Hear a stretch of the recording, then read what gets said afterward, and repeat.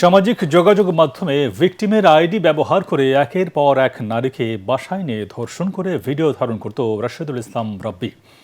গেল এক মাসে ডজনেরও বেশি নারীকে প্রতারণা করে সর্বস্ব লুটের তথ্য প্রমাণ পেয়েছে পুলিশ। যাত্রাবাড়ি এলাকা থেকে ছদ্মবেশে অভিযান চালিয়ে আসামি রাব্বিকে গ্রেফতার করা হয়। মনির হোসেন তপু রিপোর্ট।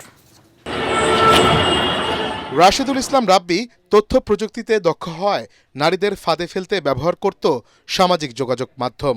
ভুক্তভোগীদের ফেসবুক আইডি ব্যবহার করে ফ্রেন্ড লিস্টে থাকা পরিচিত জনদের কাছে সাহায্য চাওয়ার নামে কৌশলে নারীদের যাত্রাবাড়ি ধনিয়া এলাকায় ভাড়া বাসায় নিয়ে যেত রাব্বি।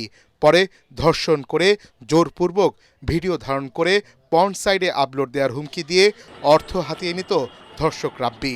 গ্রেফতারের পর গেল এক মাসে ১৩ জন নারীকে হেনস্থা ও ধর্ষণের কথা স্বীকার করে আসামি।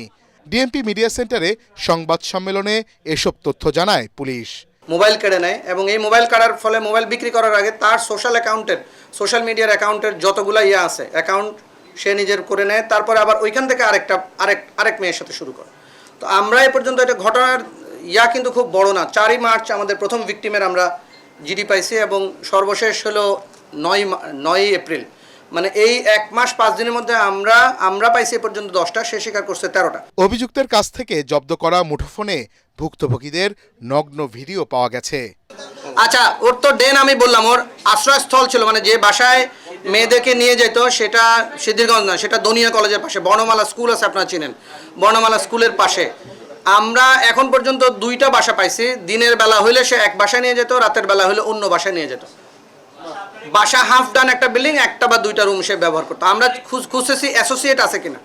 ধর্ষক রাব্বির সাথে আরও কেউ আছে কিনা তা খতিয়ে দেখছে পুলিশ। রিমান্ডে জিজ্ঞাসাবাদে আরও চাঞ্চল্যকর তথ্য বের হয়ে আসবে এমনটি মনে করছেন তদন্তকারী কর্মকর্তা। মনির হোসেন তপু, এটিএন বাংলা, ঢাকা।